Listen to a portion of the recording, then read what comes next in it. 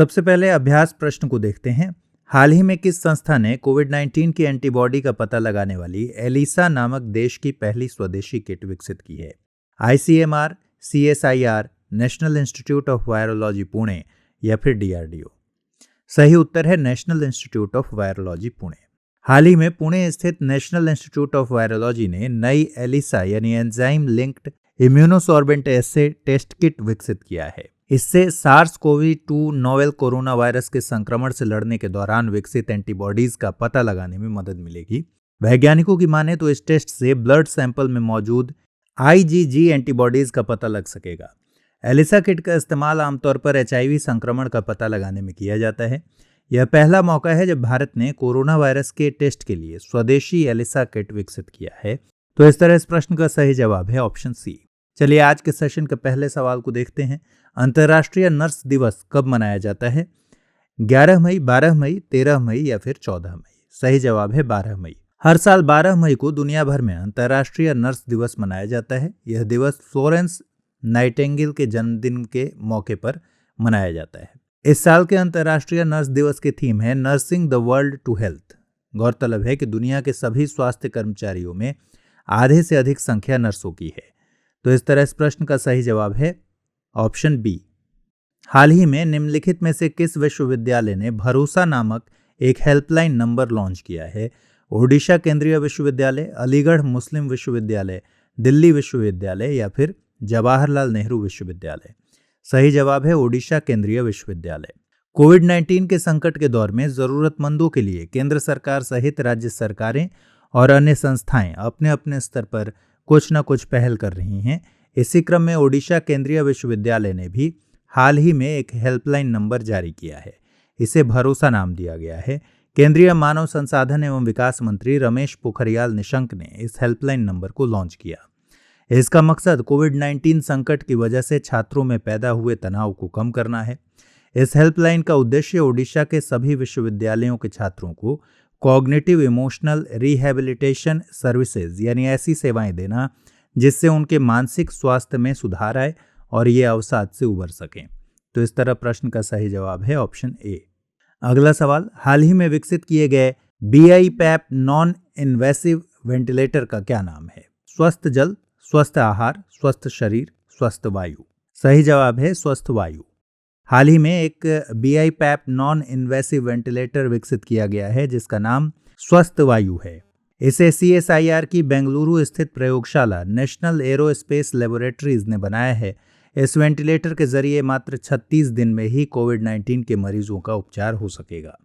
अगला सवाल, अटल पेंशन योजना को किस वर्ष लॉन्च किया गया था? 2014, 2015, 2016, 2017? सही जवाब है 2015। हाल ही में अटल पेंशन योजना को लागू हुए पूरे 5 साल हो गए। यह योजना 9 मई 2015 को लॉन्च हुई थी। आंकड़ों के मुताबिक 31 मार्च 2020 तक इस योजना से 2.23 करोड़ ग्राहक जुड़ चुके हैं। इस योजना के जरिए असंगठित क्षेत्र के कामगारों को लाभ पहुंचाने का लक्ष्य रखा गया है। योजना के तहत हर महीने 1000 से लेकर 5000 तक की पेंशन की गारंटी दी जाती है, लेकिन यह इस बात पर निर्भर करता है कि योजना में शामिल कामगार योजना में कितना योगदान देता है।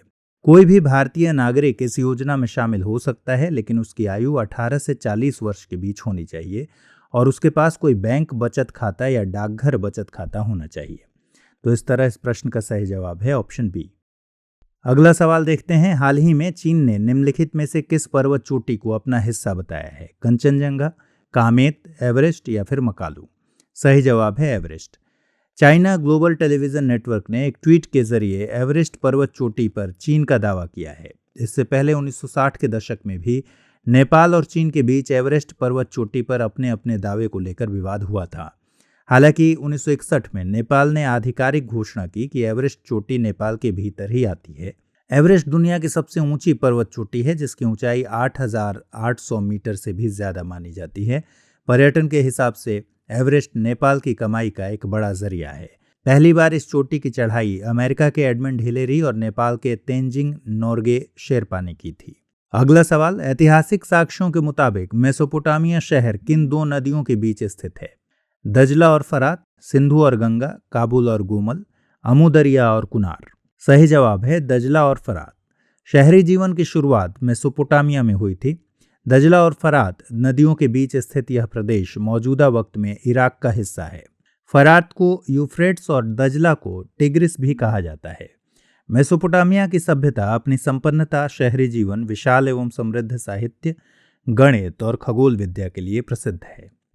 अगला सवाल, निम्नलिखित कथनों पर विचार कीजिए। मेसोपोटामिया का उत्तरी हिस्सा असीरिया कहलाया। मेसोपोटामिया के शहरीकृत दक्षिणी भाग को सुमेर और अक्कद कहा जाता है। उपर्युक्त में से कौन सा या से कथन सही है या है? केवल एक, केवल दो, एक और दो, दोनों, दोनों में से कोई नहीं। सही जवाब है ऑप्शन सी, एक और दो, दोनों। मेसोपोटामिया के शहरीकृत दक्षिणी भाग को सुमेर और अक्कद कहा गया। 2000 ईसा पूर्व के बाद जब बेबीलोन एक महत्वपूर्ण शहर बन गया, तब से दक्षिणी क्षेत्र को बेबीलोनिया कहा जाने लगा। लगभग 1100 ईसा पूर्व से जब असीरियाइयों ने उत्तर में अपना राज्य स्थापित कर लिया था, तब इसे असीरिया कहा जाने लगा। इस प्रदेश की प्रथम ज्ञात भाषा सुमेरियन यानी सुमेरी थी। इसके बाद अक्कदी, आरामाइक भाषाएं भी इस क्षेत्र में बोली जाने लगी। आरामाइक भाषा हेब्रू से मिलती जुलती भाषा थी। तो इस तरह इस प्रश्न का सही जवाब है ऑप्शन सी। अगला सवाल, मेसोपोटामिया के संदर्भ में निम्नलिखित कथनों में से कौन सा कथन गलत है? मेसोपोटामिया में पत्थरों से बनी मोहरों का चलन था। मेसोपोटामिया का समाज संयुक्त परिवार को आदर्श मानता था और शहर का रिहायशी इलाका होता था। मेसोपोटामिया के प्राचीनतम नगरों का निर्माण कांस्य युग में शुरू हो गया था। सही जवाब है, मेसोपोटामिया का समाज संयुक्त परिवार को आदर्श मानता था। भारत में प्राचीन काल में पत्थर की मोहरें होती थीं जिन पर चिन्ह अंकित होते थे, लेकिन मेसोपोटामिया में 1000 ईसा पूर्व के अंत तक पत्थर की बेलनाकार मोहरें होती थीं। कानूनी दस्तावेजों से पता चलता है कि मेसोपोटामिया के समाज में एकल परिवार को आदर्श माना जाता था। बात करें उर की, तो यह नगर का एक रिहायशी इलाका हुआ करता था। मेसोपोटामिया के प्राचीनतम नगरों का निर्माण कांस्य युग यानी 3000 ईसा पूर्व में शुरू हो गया था। अगला सवाल, स्लैश एंड बर्न कृषि के संदर्भ में निम्नलिखित कथनों पर विचार कीजिए। भारत के उत्तर पूर्वी राज्यों जैसे असम, मेघालय, मिजोरम और नागालैंड में इसे झूम कृषि कहा जाता है। मैक्सिको और मध्य अमेरिका में इसे मिल्पा के नाम से जाना जाता है। उपर्युक्त में से कौन सा या से कथन गलत है या है? केवल एक, केवल दो, एक और दो, दोनों, या फिर दोनों में से कोई नहीं। सही जवाब है option D. Slash and burn कृषि को हिंदी में कर्तन दहन प्रणाली कहते हैं। उत्तर पूर्वी भारत के राज्यों मसलन असम, मेघालय, मिजोरम और नागालैंड में इसे झूम कृषि कहा जाता है, जबकि मणिपुर में इसे पामलू और छत्तीसगढ़ के बस्तर और अंडमान निकोबार द्वीप समूह में इसे दीपा कहा जाता है। दुनिया के अन्य हिस्सों में स्लैश एंड बर्न कृषि को कई नामों से जाना जाता है, जैसे मैक्सिको और मध्य अमेरिका में इसे मिल्पा कहते हैं, वेनेजुएला में कोनुकू कहते हैं, ब्राजील में रोका, मध्य अफ्रीका में मसोले, इंडोनेशिया में लदांग और वियतनाम में रे कहते हैं। अब आज के सेशन का आखिरी सवाल, दुनिया में दालों का सबसे बड़ा उत्पादक और उपभोक्ता देश कौन सा है? भारत, चीन, कनाडा या फिर अमेरिका? सही जवाब है भारत। भारत विश्व में दालों का सबसे बड़ा उत्पादक और उपभोक्ता देश है। भारत में मध्य प्रदेश, उत्तर प्रदेश, राजस्थान, महाराष्ट्र और कर्नाटक दाल के मुख्य उत्पादक राज्य हैं। दालों में प्रोटीन बहुतायत मात्रा में होता है। तुर यानी अरहर, उड़द, मूंग, मसूर, मटर और चना भारत की प्रमुख दलहनी फसलें हैं। दालों को कम नमी की आवश्यकता होती है, इसलिए इन्हें शुष्क परिस्थितियों में उगाया जाता है। क्योंकि अरहर एक फलीदार फसल है, इसलिए इसे छोड़कर अन्य सभी दालें वायु से नाइट्रोजन ग्रहण कर भूमि की उर्वरता को बनाए रखती हैं। तो इस तरह इस प्रश्न का सही जवाब है ऑप्शन ए। आइए अब आज के अभ्यास प्रश्न को देखते हैं। हाल ही में किस भारतीय खिलाड़ी ने फेड कप हार्ट अवार्ड जीतने वाले पहले भारतीय का गौरव हासिल किया है? दुत्ती चंद, सानिया मिर्जा, साइना नेहवाल या फिर पीवी सिंधु? तो इस प्रश्न के जवाब को कमेंट बॉक्स में लिखना ना भूलें। इस प्रश्न के जवाब के साथ और नए सवालों और उनके जवाब के साथ हम फिर हाजिर होंगे। तब तक अपना ख्याल रखिए, पढ़ते रहिए, स्वस्थ रहिए।